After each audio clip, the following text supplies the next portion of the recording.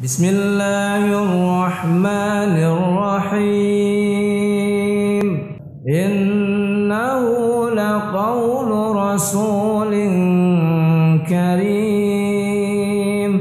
li quwwatin 'inda dzil 'arsy makin.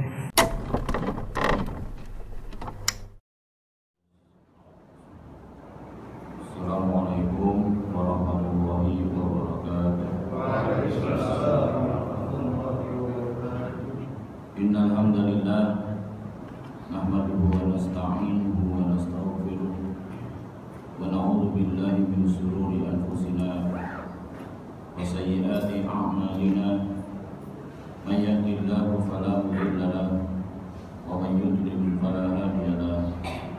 Wa asyhadu an la ilaha illallah wahdahu la syarika lah wa asyhadu anna Muhammadan abduhu wa rasuluhu la nabiyya ba'da. Allahumma shalli wa sallim wa barik ala Muhammad wa ala alihi wa sahbihi wa man tabi'ahum bi ihsanin ila yaumil qiyamah. Amma ba'du. Wa fiddin jamaah salat subuh rahimani wa rahmatullah. Kita lanjutkan kembali kajian kita berkenaan dengan kitab tauhid yang disusun oleh Syekh Muhammad At-Tamimi rahimahullah taala dengan syarah Al-Qaulul Mufid dari Syekh Al-Utsaimin rahimahullah taala, di mana kita memasuki bab ma jaa fil quhan wa nahwihim. Bab yang berkaitan dengan al-kuhan, jamak dari kahin, yaitu peramal, dukun atau semacamnya. Di mana di dalam bab ini pengarang rahimahullah taala membawakan pertama hadis yang dikeluarkan oleh Imam Muslim di dalam sahihnya dari sebagian istri Nabi Shallallahu Alaihi Wasallam. Dari Nabi Shallallahu Alaihi Wasallam, beliau bersabda, "Man ata arrafan fasa'alahu an syai' fasaddaqahu lam tuqbal lahu salatun arba'ina yawma." Rasulullah Shallallahu Alaihi Wasallam bersabda, barang siapa yang mendatangi arraf, yaitu dukun, ramal, semacamnya, fasa'alahu an syai'in, kemudian bertanya kepadanya tentang sesuatu, fasaddaqahu, lalu membenarkannya, lam tuqbal lahu salatun arba'ina yawman, maka tidak diterima untuknya salat selama 40 hari. Jadi bab ini berkaitan dengan kuhan. Kuhan itu jamak dari kahin. Selain jamaknya kuhan, bisa juga kahanah. Di mana mereka, kuhan itu adalah beberapa orang dari kaum yang tinggal di desa-desa di negeri Arab. Jadi tinggalnya di desa-desa pelosok. Biasanya kan gitu kan, ada yang tinggalnya di gunung-gunung, ada yang tinggal di gua-gua misalnya. Jadi biar seru. Jadi mereka ini tinggal di tempat-tempat yang angker, yang serem. Di mana mereka adalah orang yang manusia itu berhukum kepadanya. Jadi kalau ada sesuatu, datang kepada dia, bertanya, ya, minta pendapat. Mau menikahkan, minta pendapat, kira-kira tanggal yang bagus kapan. Wa tattasilu bihi syayatin, dan kadang-kadang dia juga berhubungan dengan setan-setan, di mana setan-setan itu memberitahukan kepada mereka berita-berita yang ada di langit. Dia mencuri-curi berita dari langit.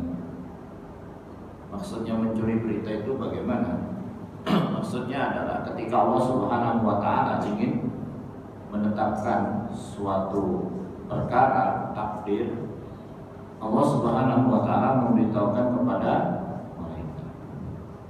Kemudian malaikat kepada malaikat di bawahnya terus. Kemudian jin atau setan ini menempati posisi di bawah langit dunia. Dia tujuannya untuk mencuri berita yang disampaikan oleh Allah Ta'ala kepada manusia yang akan disampaikan kepada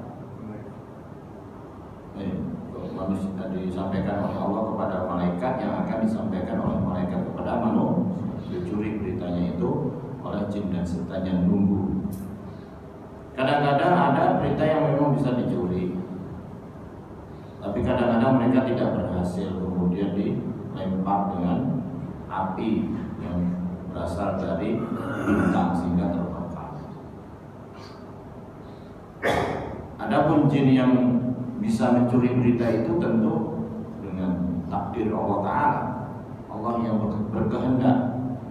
Bukan berarti berarti malaikat kalah dong sama jin. Masa malaikat bisa kena curi? Malaikat masa kalah sama jin, bisa dicuri oleh jin dan setan? Karena takdir Allah Ta'ala. Jadi untuk menguji kita manusia, apakah dengan begitu kita meyakini bahwa mereka hebat, ya kan? Terus kita membenarkan apa yang mereka katakan, atau tetap kita mendustakan mereka dan mengatakan itu semua karena takdir dan ketetapan dari Allah Subhanahu wa Ta'ala untuk menguji. Kemudian mereka beritahukan kepada dukun-dukun, peramal-peramal apa yang mereka dapatkan.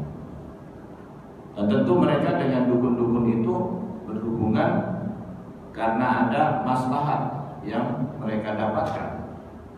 Jadi bukan begitu saja jin itu membantu dukun atau beramal kemudian tulus ikhlas, ya kan?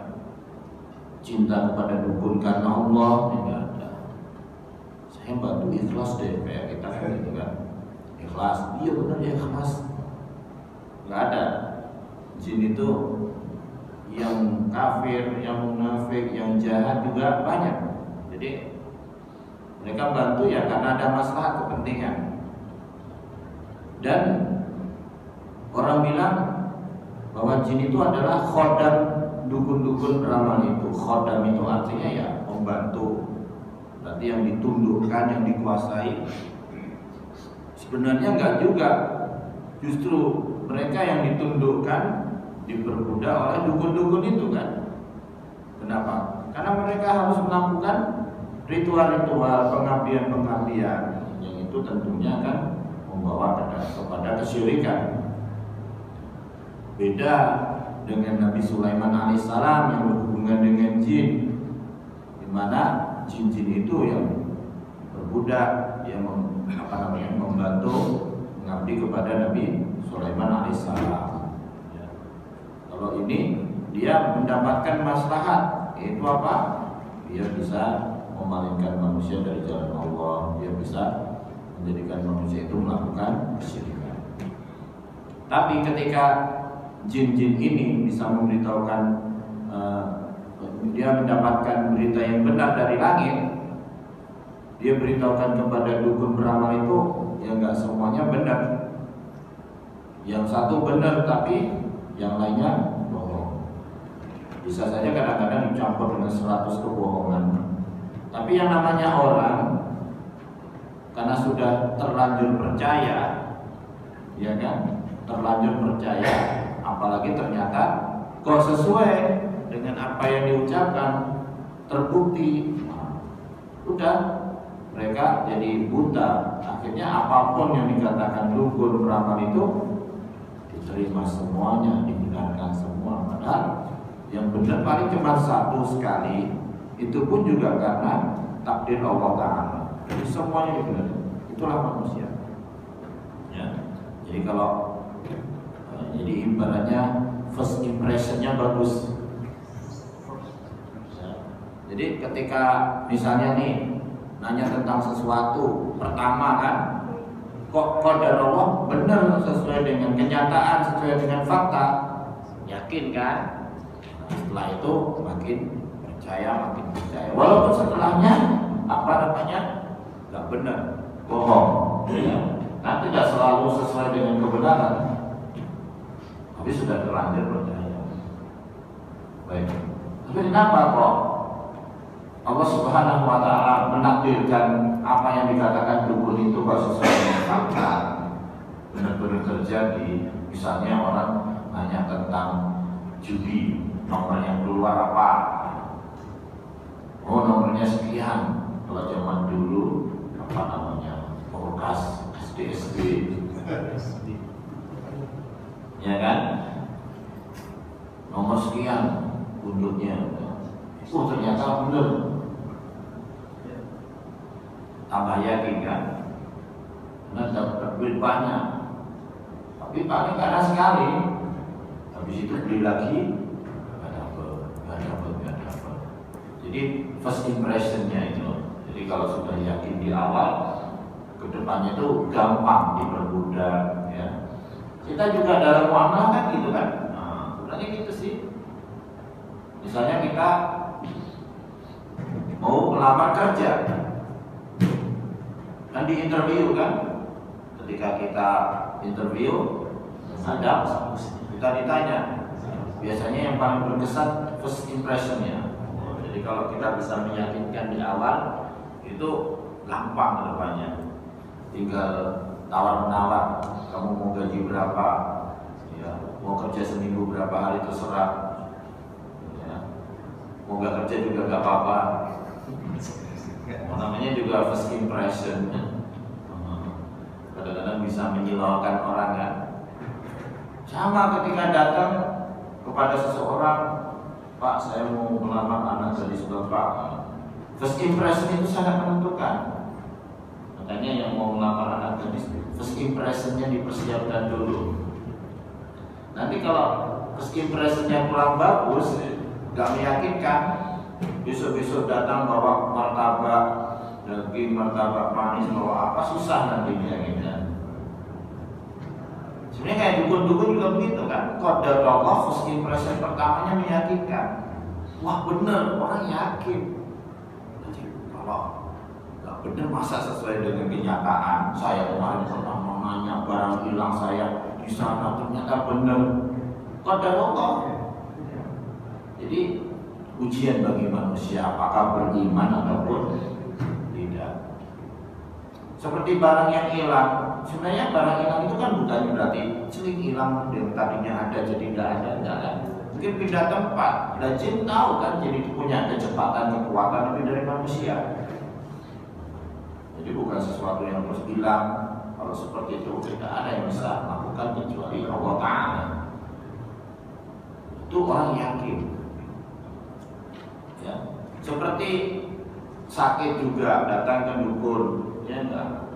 Terus dikasih ramuan-ramuan, itu juga first impression itu biasanya. Minum obat, ternyata kok sembuh. Wah, habis itu tambah yakin, tambah yakin. Kayak orang dagang kan gitu juga, first impression dulu. Pertama-tama jualan kasih murah, rugi gak apa-apa. Wah, kalau sudah tergantung, nanti dinaikin orang udah males mau nanya ke pedagang lain karena sudah terlanjur terikat dengan itu terus, udah cocok gitu. Jadi percaya aja deh pokoknya. Nah, itu masalahnya. Jadi karena orang itu kadang gampang percaya, mudah percaya. Apalagi dengan dukun. Jadi yang tadinya cuma nanya sesuatu yang simpel, oh barang saya hilang, terus ternyata qadar Allah ketemu habis nanya macam-macam. Nanya tentang masalah hari baik, hari buruk, nanya masalah misalnya kalau saya mau pindah ke rumah mana yang bagus, semuanya ditanyakan kepada dukun. Makanya menjadi tempat tahakum kalau dulu, rujukan utama. Ya, anggaplah orang pintar. Itu namanya kuhan atau kahin. Jadi orang pintar.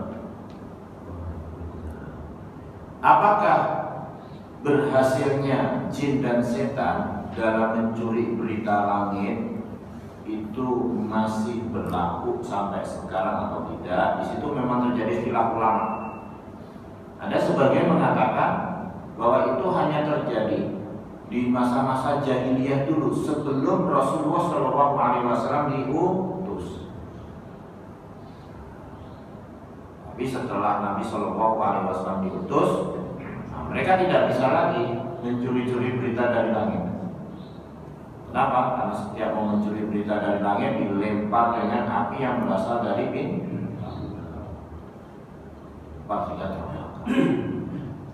Illa man istaraqa sam'a fa'atba'ahu shihabun mubin.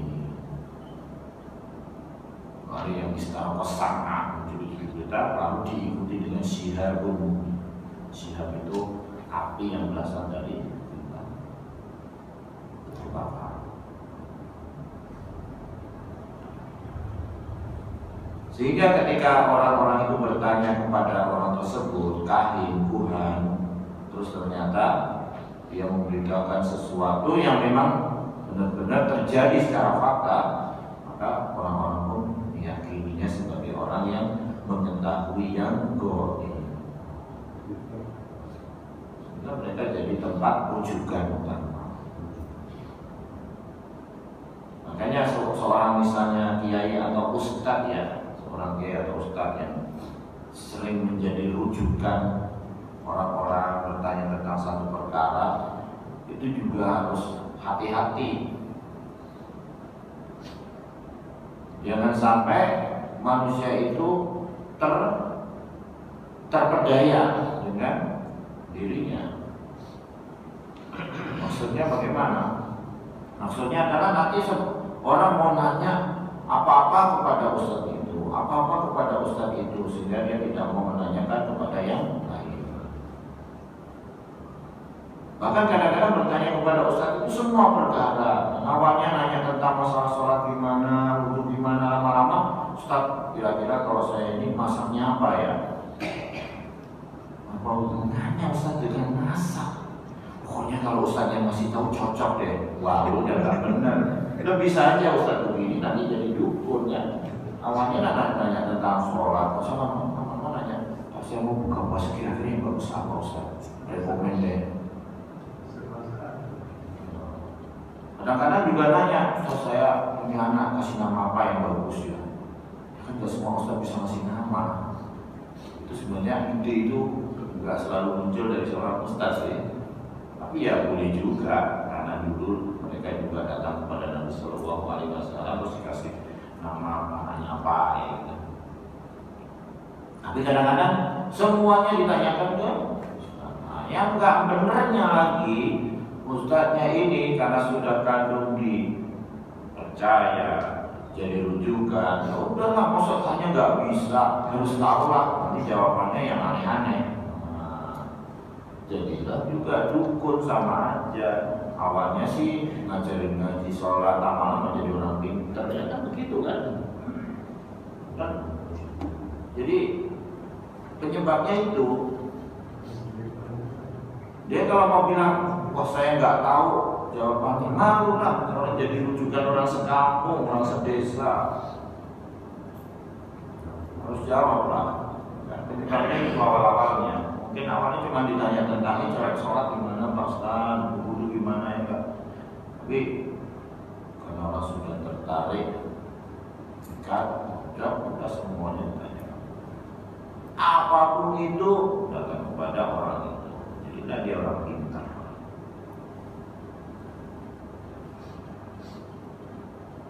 Dan apa namanya, kahin atau kuhan kadang-kadang disebut dengan tukang ramal, ya, karena dia memberitahukan sesuatu yang terjadi di waktu yang akan datang.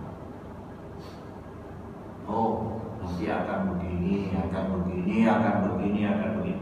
Karena istilah-istilah untuk orang-orang seperti itu macam-macam. Kadang disebut orang pintar, kadang disebut tukang ramal, kadang disebut dukun. Kalau di negara Arab bagian Afrika sana mereka disebut syekh. Makanya ustaz saya itu dulu pernah ke mana ya, negara Arab bagian Afrika ya, kayak Tunisia gitu. Turun dari bandara naik taksi, minta diantarin ke Syekh, dia diantarin ke dukun. Syekh itu dukun loh. Minta diantarin ke seorang Syekh, dia diantarin ke dukun. Karena mereka, nah kita juga kan, karena nyebutnya ustaz, kiai, padahal dukun. Ya kita nggak bilang semua kiai begitu kan, tapi kadang-kadang mereka nyebut orang-orang seperti itu Pak Kiai. Jadi merusak istilah itu kan. Tapi umumnya disebut dukun, tukang ramal, terus orang pinter. Tapi apakah termasuk di dalam hal ini? Tidak. Apakah termasuk di dalam bab ini apabila seseorang memberitahukan tentang sesuatu yang terjadi di waktu akan datang, tapi melalui hitungan-hitungan tertentu? Seperti ini tidak disebut dengan perdukunan. Seperti misalnya tanggal sekian, jam sekian itu akan terjadi gerhana bulan, atau terjadi gerhana matahari. Itu kan dia meramalkan sesuatu yang akan datang, tapi tidak disebut dengan perdukunan, karena dia dengan ukuran-ukuran tertentu. Ukurannya ada, mereka kan, hitung-hitungannya ada ya.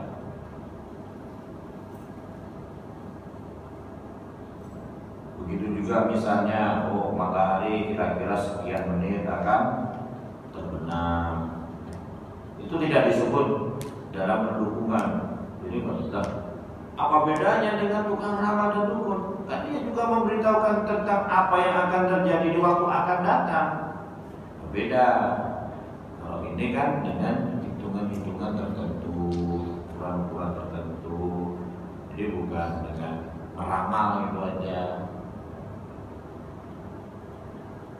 Tapi ada kalanya orang memberitahukan tentang hal yang akan datang, itu tidak dengan ukuran-ukuran, tapi dia orang yang soleh, hanya berdasarkan firasat, itu juga termasuk dukun. Ya enggak, firasat beda lagi. Ada kalanya orang itu firasatnya kuat, seperti Umar radhiyallahu anhu, ya kan. Itu kan kadang-kadang juga memberitahukan tentang yang terjadi di waktu akan. Apa bedanya firasat dengan perdukunan itu, ya kan? Beda. Kalau dukun udah kelihatan banget, dia pasti ada mukodimahnya. Ada ritual-ritual tertentunya ya. Kalau firasat itu, pertama ya tentu tidak ada hubungannya dengan jin dan setan. Itu ilham yang diberikan oleh Allah Ta'ala kepada hambanya yang beriman.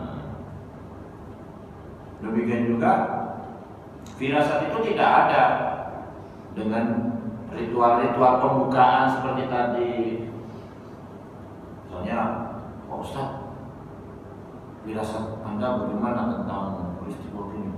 Tak dulu. Seolah-olah memusatkan pikiran ya. Enggak ada.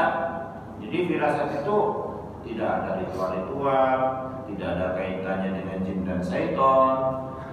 Kemudian juga tidak diawali dengan latihan-latihan, puasa-puasa tertentu, ya kan, enggak ada. Tapi dia datang itu kadang-kadang tiba-tiba, seperti karomah. Tiba-tiba ada perasaan gak enak gitu kan, seperti itu. Jadi belum tentu setiap saat misalnya orang datang, Pak Ustaz bagaimana? Wah, firasat saya. Ya, jadi tidak termasuk. Jadi misalnya sekarang beliau mendapatkan firasat, ya, belum tentu besoknya dapat lagi. Seperti karomah. Terjadi sekarang karomah bagi seorang wali Allah, ya besok belum tentu terjadi lagi. Itu yang membedakan. Terus ada kalanya orang bisa memberitahukan kejadian yang akan datang, bukan karena firasat, bukan karena peramalan, perdukunan, bukan karena punya hitung-hitungan tertentu, tapi berdasarkan pengalaman. Nah, itu juga tidak termasuk perdukunan. Orang ini punya pengalaman. Misalnya nih, kemarin kita lihat pandemi 2 tahun, orang pada nggak mudik. Berdasarkan pengalaman, nanti tahun ini yang mudik banyak. Contohnya kayak gitu kan.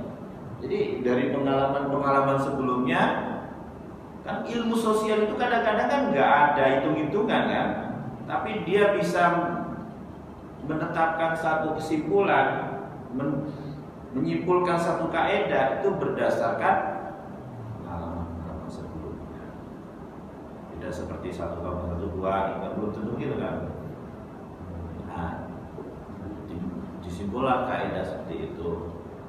Ya seperti misalnya harga barang naik dan turun berdasarkan supply and demand. Ya enggak? Kalau supply-nya banyak, demand-nya dikit, barang jadi murah, syukur-syukur bisa jadi gratis. Kalau kebalikannya, demand-nya banyak, supply-nya nggak ada, barang jadi mahal, bisa saja habis, hilang di pasaran. Itu kan berdasarkan pengalaman, kayak ilmu itu termasuk ilmu sosial gitu kan. Itu juga tidak termasuk dalam hal perdukunan. Termasuk juga, bukan meramalkan sih ya, tepatnya istilahnya memperkirakan, perakiraan cuaca. Itu juga tidak termasuk ilmu perdukunan. Misalnya hujan akan turun sini jam sekian, nah itu terus atau enggak, itu juga tidak termasuk, walaupun dia memberitahukan sesuatu yang akan terjadi di waktu akan datang. Termasuk karena dia menggunakan hitung-hitungan tertentu. Tapi walaupun begitu, sebaiknya tidak dengan istilah meramalkan, tapi memperkirakan. Jadi bukan ramalan cuaca ya, perakiraan cuaca. Itu sesuatu yang makul, artinya ya sesuai dengan logika. Seperti kalau kita melihat misalnya, wah kok mendung banget, terus angin kenceng, nah itu biasanya gak jadi hujan. Nah, perlu mendungnya di bawah angin. Mendung tapi anginnya nggak ini, karena udaranya kayak yang begini, nah biasanya hujan. Tapi kan belum tentu hujan juga. Gelap banget daerah sana, sampai di sana kok mendungnya udah hilang. Mana mendungnya di mananya? Namanya perakiraan. Semuanya kembali kepada takdir Allah Subhanahu wa Ta'ala.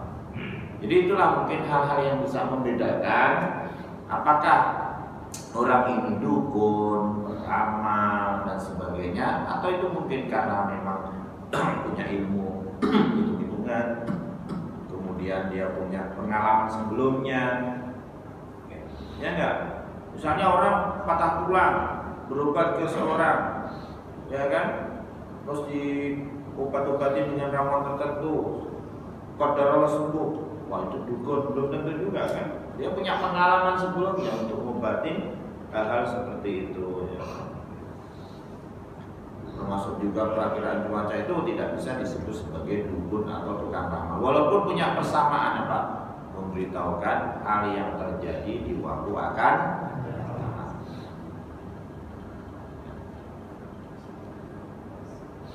Jadi walaupun memang sesuai dengan kenyataan fakta, tapi sebaiknya juga tidak memastikan. Oh pasti hujan, nggak boleh. Semuanya kembali kepada takdir, perkiraan aja.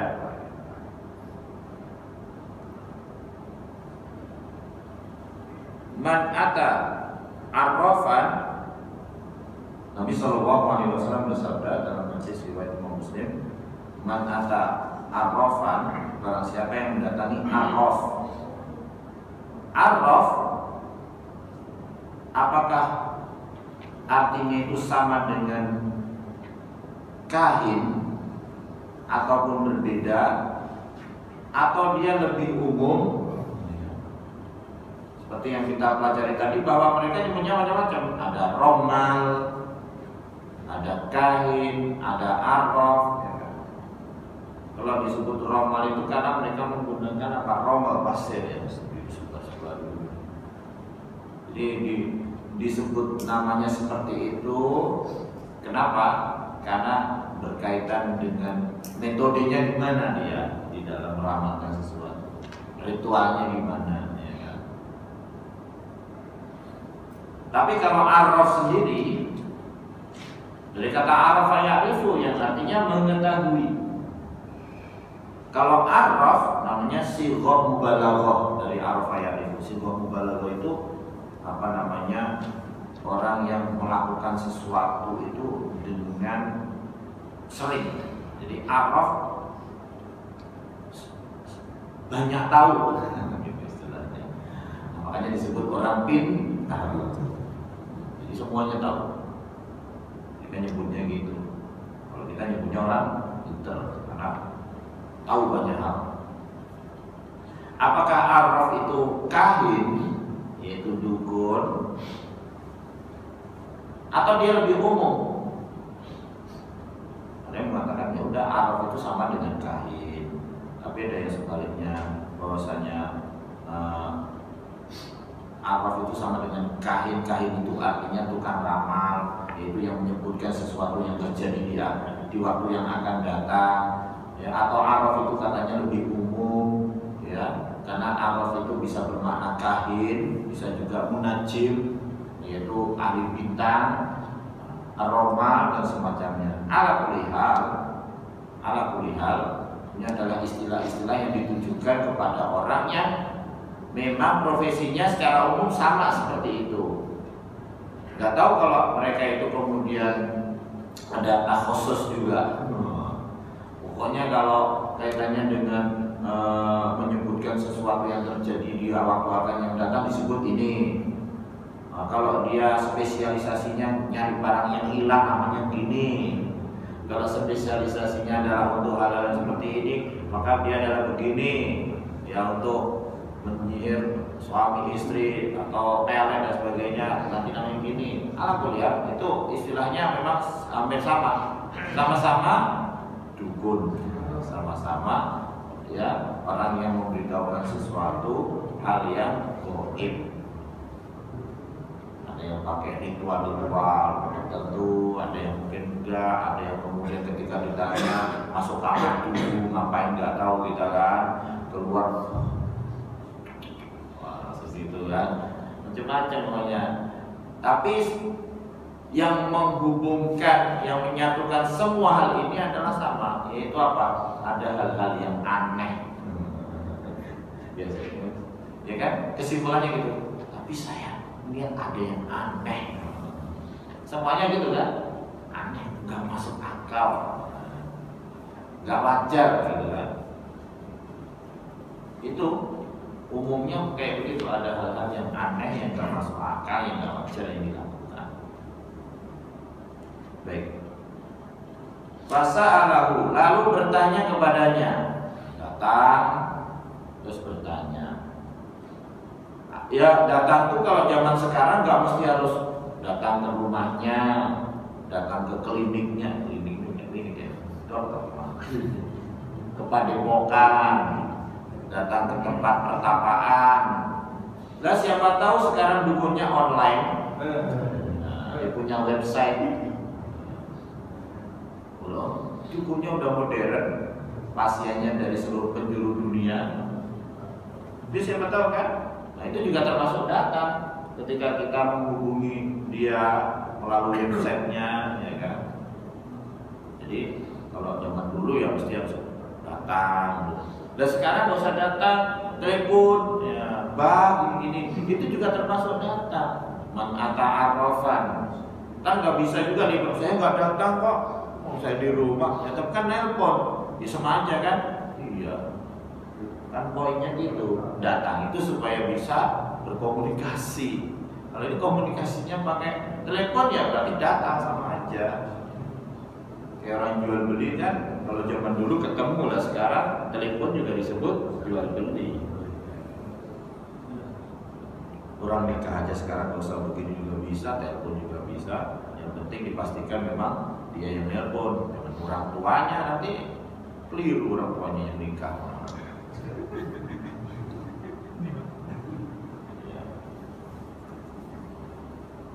Fasa'alahu, lalu nanya, datang terus nanya.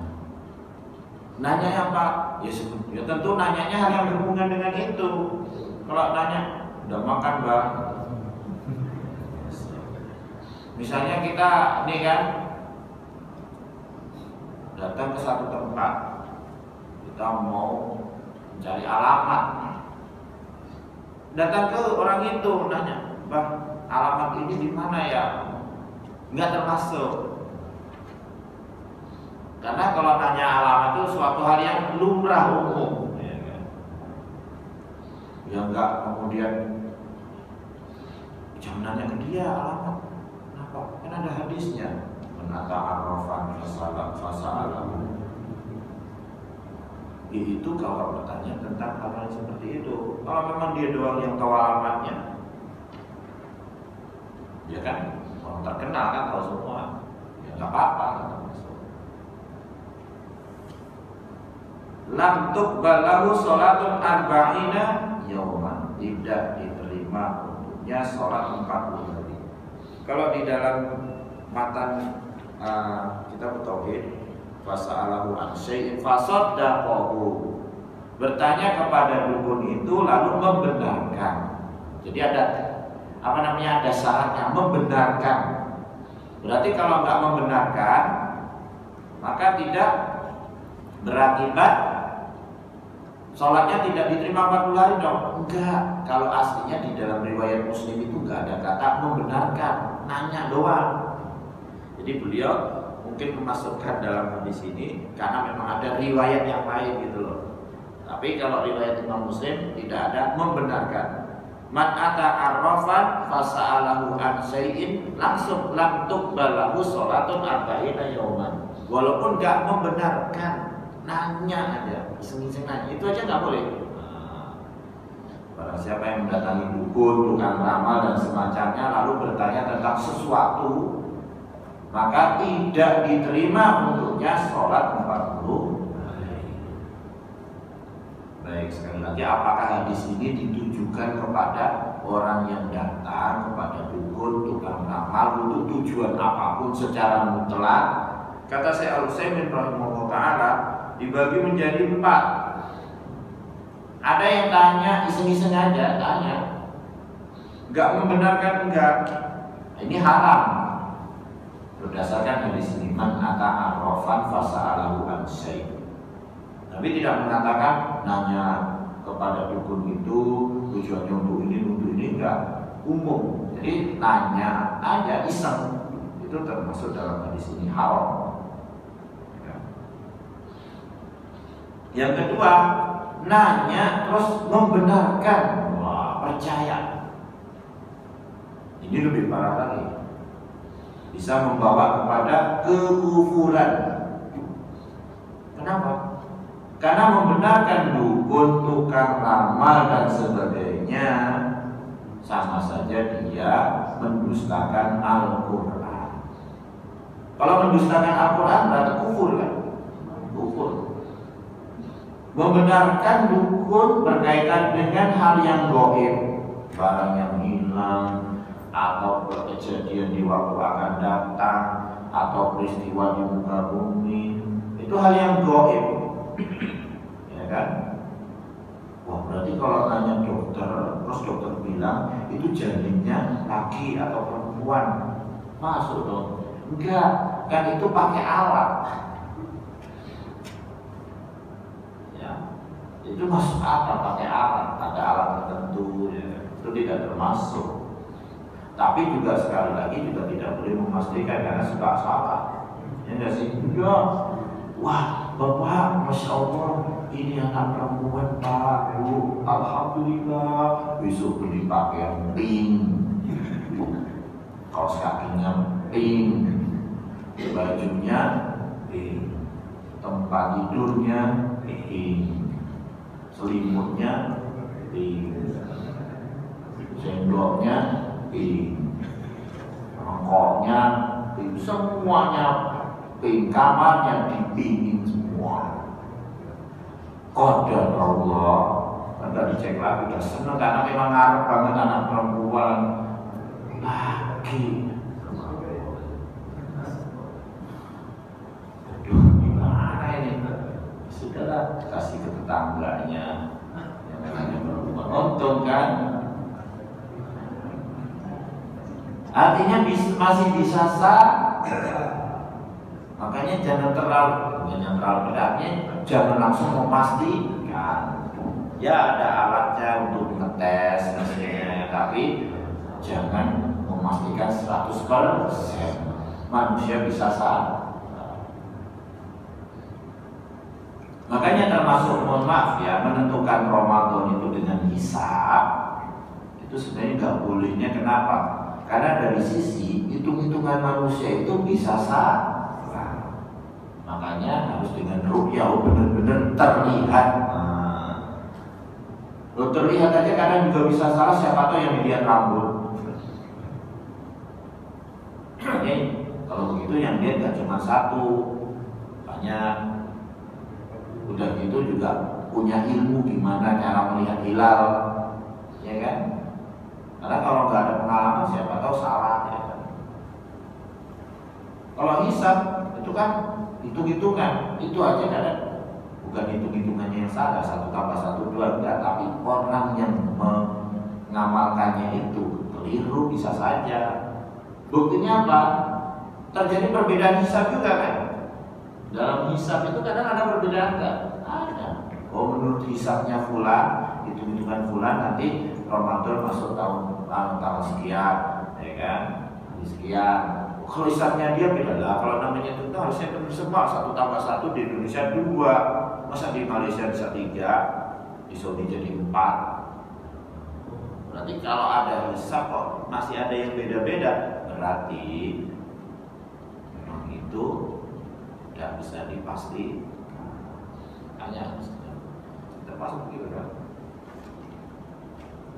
Terus yang kedua, tadi datang terus membenarkan, itu termasuk kufur. Kenapa?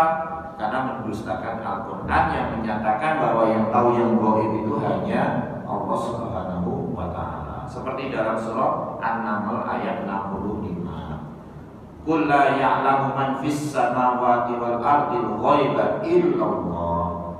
Qul, katakanlah, la ya'lamu, tidak mengetahui, man, siapapun, fis samawati, yang ada di langit, itu para malaikat penduduk langit kan? Wal ardi, dan yang ada di bumi. Al ghaib, tidak ada yang mengetahui yang ghaib illallah, kecuali Allah Ta'ala. Jadi kalau Al-Quran sudah menegaskan, menetapkan bahwa perkara yang ghaib hanya Allah Ta'ala yang maha tahu, kalau kita meyakini bahwa selain Allah Ta'ala itu tahu yang ghaib, padahal Allah Subhanahu wa Ta'ala tidak menyatakan, maka itu termasuk kufur, mendustakan Al-Quran. Tapi kadang-kadang ada orang yang tahu yang gaib. Kenapa kalau kita benarkan dia tidak termasuk kufur dengan Al-Quran? Karena Allah menyatakan memang dia tahu. Contoh Nabi SAW, kadang-kadang beliau memberitahukan tentang yang gaib kan. Wah, apa yang akan terjadi di waktu akan datang begini, ya kan? Itu termasuk menyatakan yang gaib, betul. Tapi itu kan dengan izin Allah.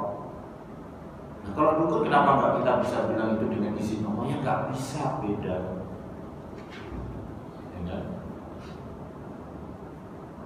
Alimul ghaibi fala yudhiru ala ghaibihi ahada illa man irtada min rasul, kecuali rasul yang dia ridhoi. Kadang-kadang rasul dari malaikat, dari manusia, dengan izin Allah bisa tahu yang zahir. Jadi perbedaan-perbedaan yang tipis-tipis seperti ini yang harus kita pahami supaya nggak keliru. Karena kalau kita nggak pahami, suka mencampur aduk firasat dengan perdukunan, ya, kemudian dengan ramalan cuaca seperti itu, atau dengan pengalaman, misalnya Pak saya mau dagang, kira-kira posisi toko yang rame di sebelah mana? Di sana, karena itu tempat lalu-lalang orang. Itu kan berdasarkan pengalaman, ya, itu nggak termasuk perdukunan. Walaupun yang ngasih tahu mungkin pakai jubah, udah pakai sorban, orang dia ahli perdagangan, ya enggak. Tapi kalau Pak, kira-kira hari yang baik untuk nikah ini apa Pak? Wah, kayaknya tanggal sekian. Kalau nggak ada ilmu hitung-hitungannya, dukun walaupun dia pakai dasi, pakai. Jadi nggak selalu identik dengan pakaiannya, nggak selalu.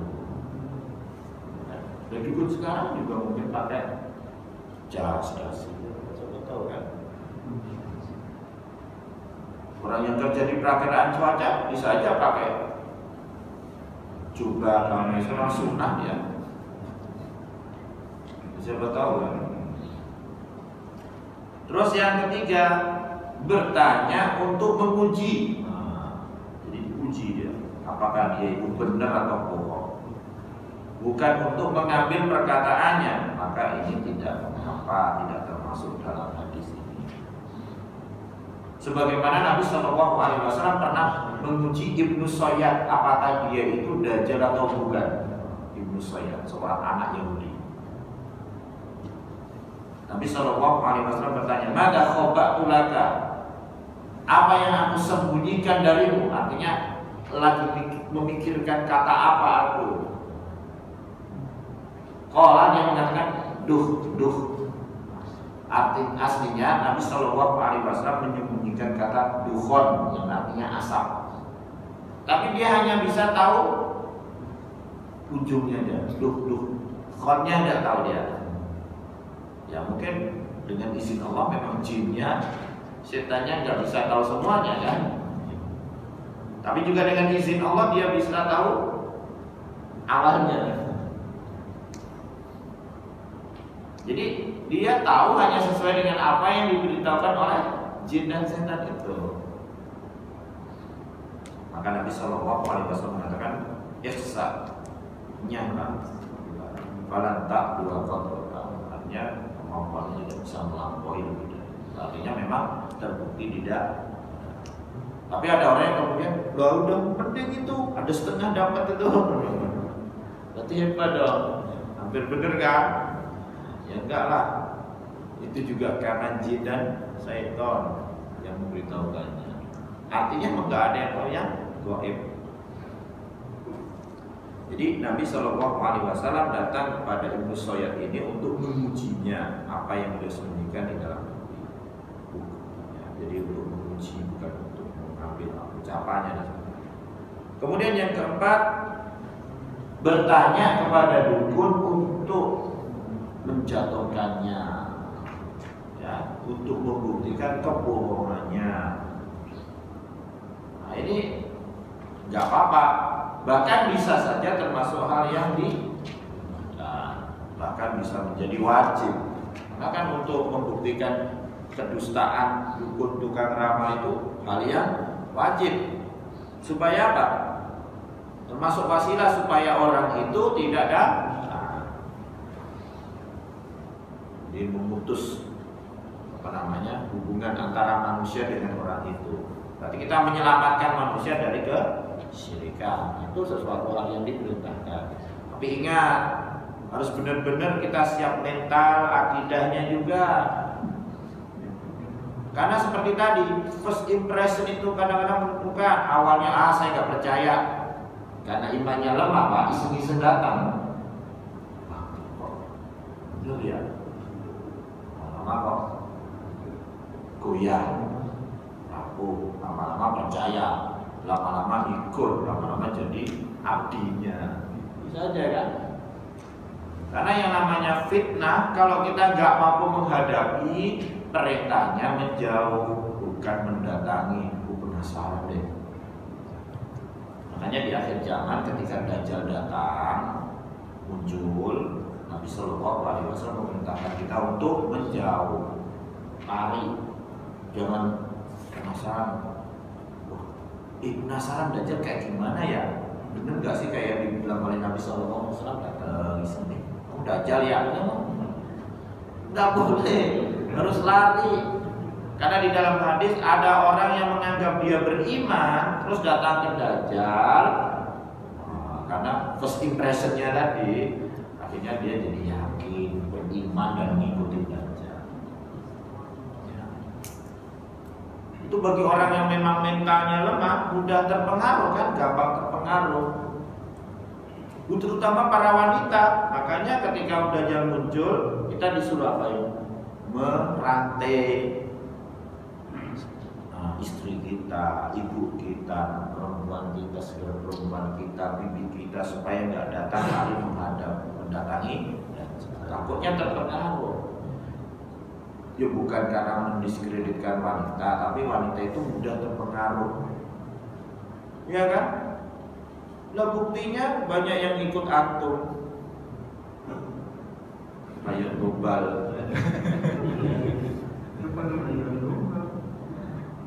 Terpengaruh kan? Gimana gak terpengaruh? Kayak saya misalnya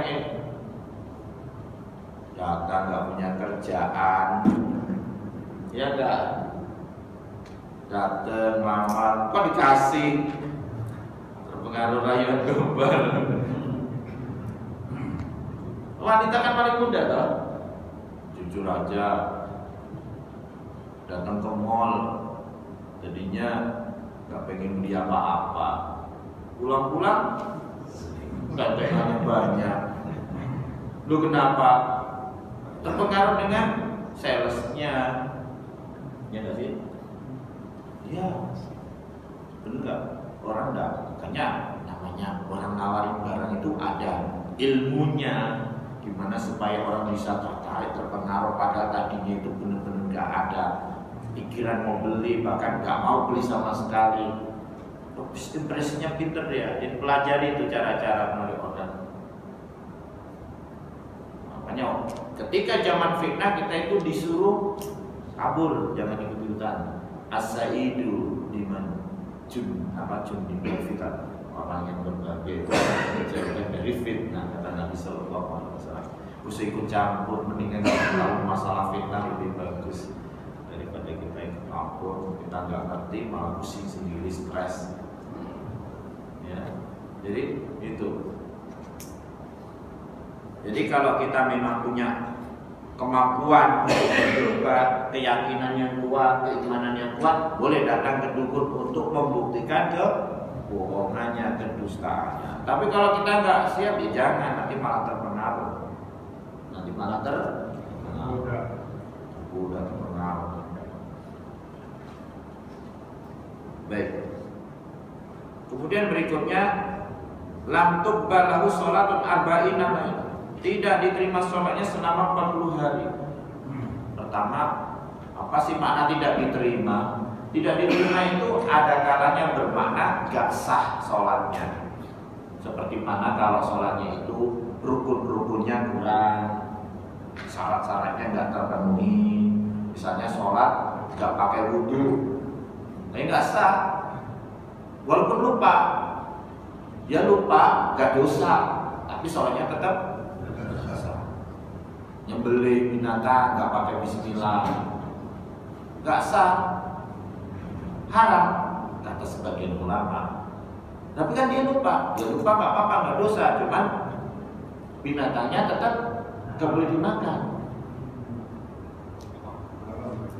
kata sebagian ulama. Tapi kalau kita ngambil pendapat belum, beli kambing udah nabungnya bertahun-tahun, lupa bismillah, haram, sayang banget dibuang. Kambing, lah kalau sapi, ya di satu sisi itu pendapat yang kuat ya. Jadi lupa itu tidak menjadikan sembelihannya halal, tapi dia memang gak berdosa. Tapi di sisi yang lain, menurut saya karena kalau kebanyakan ulama mengatakan ini khilaf ya, kalau lupa baca basmalah ketika nyembelih, di samping gak dosa, juga sembelihannya tetap halal. Mau pilih yang mana Pak? Biasanya yang kedua. Lalu namanya lupa ya, bisa aja kan? Mau menyembelih kambingnya lupa karena mikirin, waduh kemarin keluar duit banyak juga ya beli kambing ini. Masih dihitung-hitung kayaknya masih sayang-sayang, akhirnya sampai lupa bismillah. Bisa aja. Karena kelihatan. Jadi lam tuqbalahu sholatun arba'ina lailah atau arba'ina yaum itu bisa bermakna sholatnya gak sah. Kenapa? Karena syarat-syarat rukun-rukunnya gak terpenuhi. Tapi bisa juga bermakna tidak diterima itu tidak diterima secara sempurna. Jadi pahalanya berkurang. Pahalanya berkurang.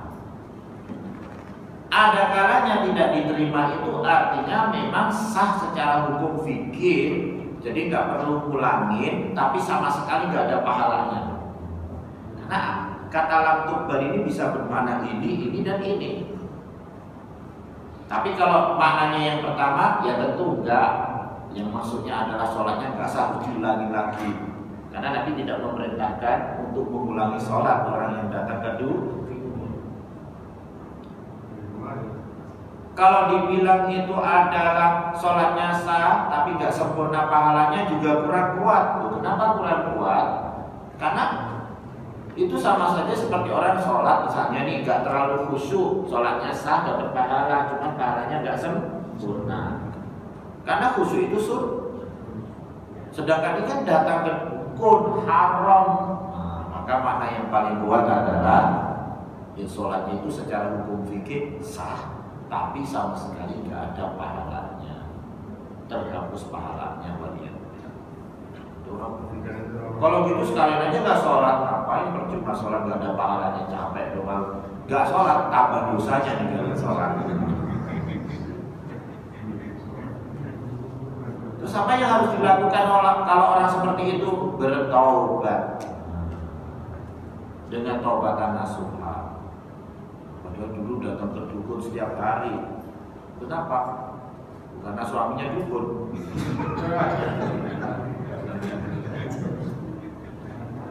Gimana itu? Berapa tahun sholatnya nggak ada pahalanya? Bertaubat. Kalau sudah taubat dengan taubatan nasuha, insya Allah pahalanya kembali lagi. Jadi pahala yang terhapus karena sesuatu, kalau orang bertobat, di samping dosanya diangkat, juga pahala amalan itu kembali lagi insya Allah. Dalilnya apa? Hadis riwayat Imam Muslim dari Hakim bin Hizam radhiyallahu anhu. Ya Rasulullah, saya dulu itu masa jahiliyah belum masuk Islam, suka berbuat baik, nyambung silaturahim, nolong fakir miskin dan sebagainya. Apakah itu bermanfaat? Maka Rasulullah SAW bersabda, ya Hakim, aslamta alama aslafta min khairin. Aslamta, engkau masuk Islam ala dengan membawa ma aslafta, apa yang kamu lakukan sebelumnya min khairin berupa kebaikan. Jadi dulu nggak dapat pahalanya karena terhalang kesyirikan, kekufuran. Tapi setelah masuk Islam, penghalangnya hilang, maka pahalanya pun dibawa. Saya kemarin waktu sedekah ria Pak Ustaz itu, sekarang saya taubat, kembali pahalanya. Kembali pahalanya. Jadi itu karunia Allah Ta'ala. Allah Maha luas karunia-Nya. Makanya kita didorong untuk selalu bertobat, biar mengembalikan pahala-pahala yang dulu. Jadi kalau orang misalnya nih selama puluhan tahun datang ke dukun, dia bertobat, pahalanya. Terus arba'ina yauman, arba'ina 40 hari, 40 malam. Kenapa ada bilangan 40? Kenapa enggak 70? Ya, ini syariat Allah Ta'ala, enggak boleh kita protes. Tapi ada rahasianya enggak? Ya pasti ada rahasianya. Tapi juga enggak perlu kita mengorek-ngorek. Kenapa 40? Kenapa enggak 30? Oh, karena 30 itu begini, karena 50 begini, makanya 40. Nggak perlu begitu juga kan? Seperti sholat 5 waktu, kenapa 5 kali? Kenapa nggak 6 kali? Dan dulu awalnya 50 kali loh aslinya, tapi kan dikasih diskon oleh Allah Ta'ala. Nabi Sallallahu Alaihi Wasallam bolak-balik ketika Isra Mi'raj kan, akhirnya jadi 5 kali. Itu ketetapan Allah. Jadi kadang-kadang hukum syariat itu ada yang ma'qulatul makna, yang bisa dicerna secara logika. Itu kalau kita tahu hikmahnya apa, sebabnya apa, kita dalam mengerjakannya itu lebih sungguh-sungguh. Ya, kan? Misalnya terawih pahalanya seperti orang sholat semalam suntuk.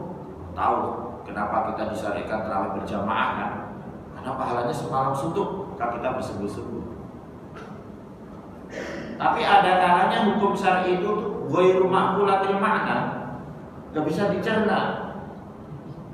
Hanya Allah Ta'ala yang tahu apa hikmahnya. Kenapa 40 hari nggak diterima? Kenapa nggak 30? Kenapa nggak 50? Kenapa nggak sebulan aja lah, kan hitungan kita biasanya 1 bulan 30 hari. Kenapa 40 sebulan lebih sebulan? Allahu a'lam. Apa hikmahnya? Supaya kita itu tetap yakin walaupun sesuatu itu kita nggak tahu maknanya. Tingkatan keimanan kepada hal seperti itu tinggi ya? Iya. Alladzina yu'minuna bil ghaib, yaitu orang-orang yang beriman kepada yang ghaib, sesuatu yang dia tidak bisa cerna, tapi itu hukum dan syariat dari Allah Ta'ala, dia tetap yakin dalam melaksanakan. Dan itu imannya kuat. Makanya tingkat iman yang tertinggi itu iman kepada yang ghaib. Kalau beriman kepada sesuatu yang kelihatan nyata mah wajar ya enggak.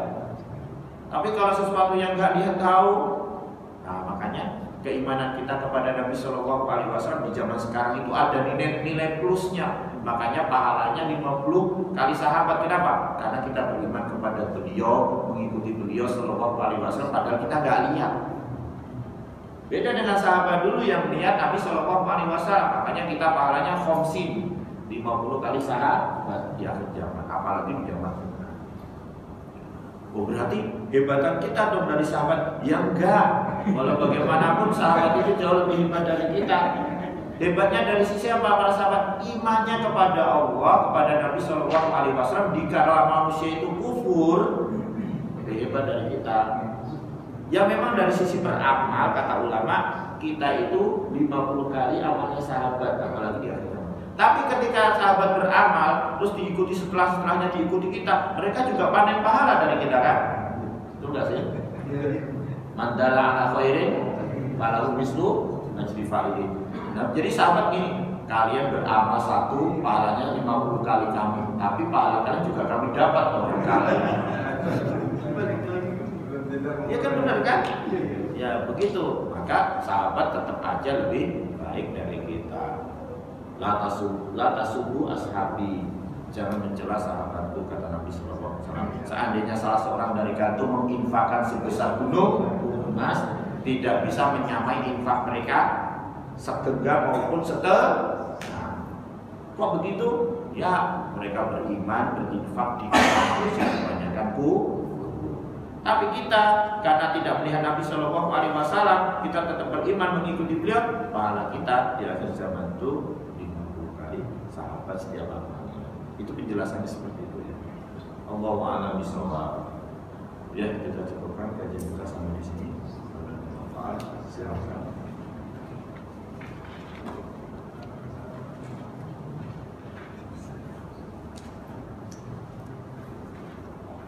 Ya, tafadhol.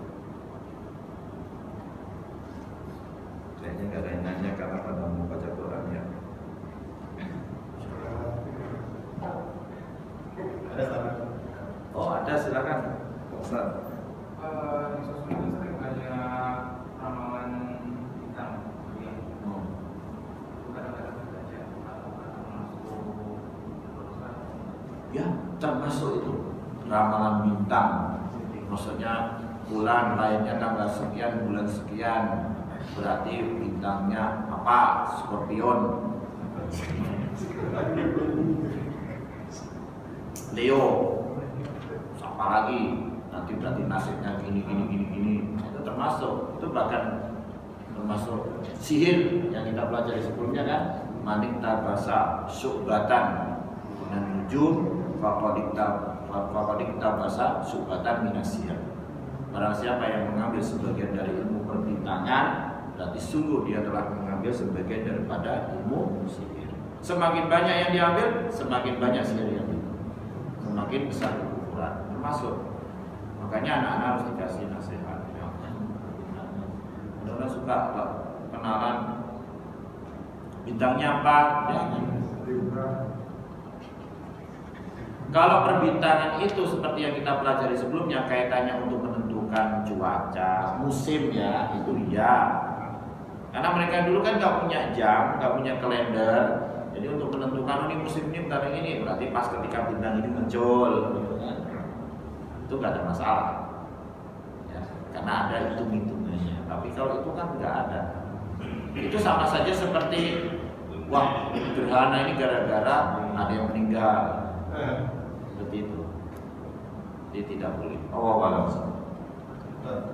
Tatayun itu seperti yang akrab sekitar kita, termasuk mungkin istilah-istilahnya kayak kualat gitu, terus apa gitu. Jangan begitu nanti kualat. Maksudnya itu meskipun hanya bercanda, apakah itu sudah tercatat sebagai kualat ya? Kualat itu bisa bermakna bahwasanya kalau kamu begitu nanti kamu dibalas ya. Sebenarnya kalau secara hukum syariah ada benernya kan. Wa jazaa'u sayyi'atin sayyi'atun misluha. Balasan dari keburukan adalah keburukan seperti itu. Jadi di satu sisi ada benernya juga. Tapi masalahnya kita berbeda dengan hukum karma, kualat dan sebagainya dari sisi apa? Kalau mereka orang sudah bertobat itu tetap aja kena. Jadi dihantui rasa takut. Tapi kalau di dalam kita, ya kan, bertobat, insya Allah nggak dibalas.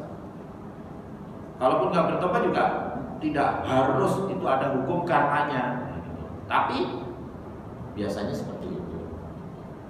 Makanya kan Nabi Shallallahu Alaihi Wasallam ketika ada orang bilang saya mau berzina, gimana kalau ibumu diperlakukan seperti itu? Ibu nggak mau. Ya sudah, jangan berzina. Itu kan menunjukkan ada kemungkinan kalau kita berzina dengan orang, siapa bisa tak? Bisa saja ya. Ada keluarga kita juga di sini, waliyadzubillah.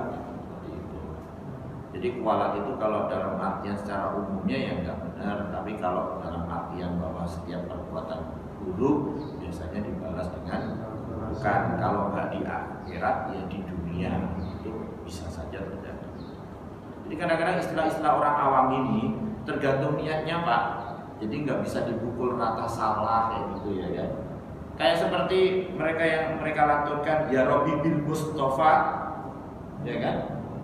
Ya Rabbu dengan perantara Mustafa, yaitu Rasulullah Sallallahu Alaihi Wasallam. Bisa bermakna syirik kalau itu tawasul dengan jah kedudukan Nabi Sallallahu Alaihi Wasallam.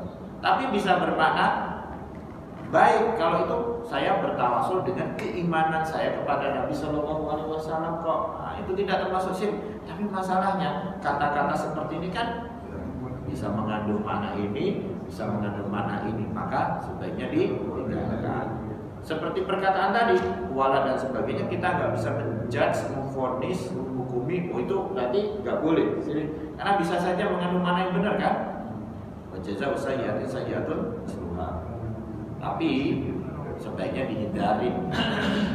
Karena khawatir keyakinannya yang nggak benar, apalagi sampai meyakinkan kayak hukum karma itu pasti terjadi, itu kan dari agama Hindu kan, itu sebaiknya dihindari.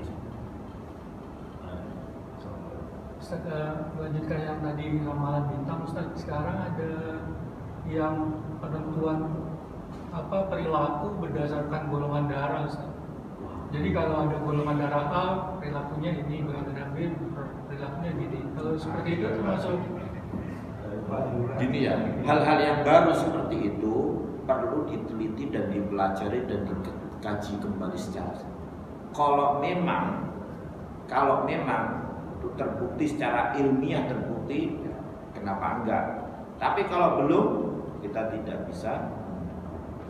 Kadang-kadang secara ilmiah itu contohnya gini ya. Nabi SAW pernah dihadapkan kepada Zaid bin Harisah dan Usama bin Zaid ya. Ditidurkan, dua-duanya ditutup dari kepala sampai kaki, tinggal kakinya.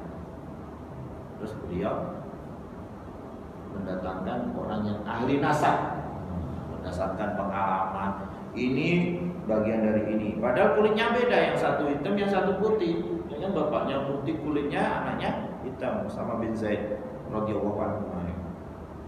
Ini bagian dari ini, bagian dari ini. Kenapa? Ada hubungan nasab pada hubungan. Itu kenapa bisa? Karena dia punya pengalaman ahli nasab. Itu kayaknya kan, wah ini nggak masuk akal nih, dukun ini. Enggak, karena dia punya pengalaman, punya ilmu dalam menetapkan orang ini hubungannya dengan ini. Kalau dari kemiripannya, dari ini, kalau itu hanya dari kakinya. Ini dari kakinya. Kalau kita kan mungkin, wah ini dukun ini jangan. Enggak. Nah kalau seperti itu, kalau memang terbukti secara ilmiah, biasanya yang namanya teori itu menjadi suatu kaidah, menjadi ini ilmiah itu nggak mesti harus 100% ya. Karena dalam ilmu sosial susah juga kita menetapkan sesuatu 100% ya. Ya apa nih 80%, 90%, 90% seperti itu ya bisa saja. Tapi kuatirnya gini, nih karena dia baca nih golongan darah O itu orangnya adalah orang yang romantis, misalnya kan. Contoh, padahal dia nggak romantis nih, gara-gara baca kaidah itu, ya, akhirnya dia romantis dirinya sama istrinya. Kok tumben ayah romantis bang? Golongan darah saya O. Nah, seperti orang yang datang ke dukun berobat, awalnya sih nggak yakin banget, tapi ketika orang pada datang ke situ, ya nggak. Orang pada ngomong, wah bagus gini-gini. Akhirnya dia sugestinya meningkat. Nah, datang ke situ berobat, bener juga ya. Datangnya nggak yakin. Sembuh, bener juga ya. Itu karena sugestinya dengan izin Allah sembuh. Sugestinya nama. Coba dikasih ke obat itu ke anak kecil yang nggak tahu apa-apa, nggak kayak gitu. Pasti juga nggak ada masalah apa karena sugestinya nggak ada. Paham ya? Oh, cukup ya. Ada kejadian misalnya. Jadi banyak saudara kita berkeyakinan ketika berselawat itu Rasulullah hadir. Bahkan ada kejadian ketika satu hajatan berselawat, para berdiri semua, ada beberapa sampai 2 orang tidak berdiri, sampai timbul pertengkaran, timbul pemukulan bagi orang yang tidak mau berdiri. Itu kejadian sih. Jadi bagaimana kita menyikapi suasana seperti itu? Ya, jadi kita bilang pertama Nabi SAW sudah meninggal. Ya memang para nabi alaihissalatu wassalam walaupun meninggal mereka hidup di sisi Allah Taala, tidak seperti manusia biasa. Tapi kehidupannya adalah kehidupan yang alam barzakh, ya kan? Bukan seperti kehidupan sekarang yang benar begini. Jadi kalau kita mengatakan bahwa Nabi datang ke satu tempat, ke satu majelis, perlu dalil. Kalau nggak ada dalil, kita tidak boleh mempercayai. Kalau kita mempercayai seperti itu, kenapa nggak sekalian aja Nabi hidup di antara kita? Jadi kita nggak usah pusing-pusing berselisih. Kita bilang aja kepada mereka seperti itu, ya nggak? Jadi kalau kamu meyakini Nabi masih hidup, datang, kenapa nggak sekalian Nabi hidup sekarang di zaman sekarang, ya? Supaya orang nggak berselisih mana yang benar, mana yang salah. Yang semua kita tahu, antum yang benar, antum yang salah, kan enak. Salah bicara gitu kan. Terus yang kedua, kalau Nabi SAW hadir di tempat antum, orang di sana juga ngadain. Mereka juga bilang antum sudah datang ke tempat mereka. Terus yang datang siapa kalau begitu di tempat lain? Kalau Bahkan ada satu kita kata Habib itu, dan dia melirik dengan tajam sampai pengikutnya menganggap meyakinkan Habib itu melihat Rasulullah selewat itu, selewat saja. Karena ngaku gitu. Ya bisa aja itu untuk trik biar orang percaya kan. Iya. Namanya kan sudah first impressionnya dapat. Yang namanya kalau sudah dapat first impressionnya mau apapun, bahkan mohon maaf mereka dibilang maksud loh dari dosa. Karena dapat first impressionnya. Apa first impressionnya? Keturunan Nabi, ada darah Nabi Shallallahu Alaihi Wasallam yang mengalir di dalam dirinya. Nah, kita nggak bisa ketemu Nabi, pengen banget ketemu Nabi Shallallahu Alaihi Wasallam, ketemu cucunya juga, masa ketemu cucu Nabi. Nah, kan first impression itu yang membuat orang begitu yakin, maksum, nggak ada salahnya. Ini nggak sih? Nah itu penting first impression ya. Jadi kalau ngelamar kerja, ngelamar anak gadis ini yang mudah-mudah first impressionnya. Tapi jangan dibuat-buat first impressionnya, terus ikhlas. Allahu a'lam bishawab. Ya kita cukup tujuh. Mudah-mudahan bermanfaat. Allahumma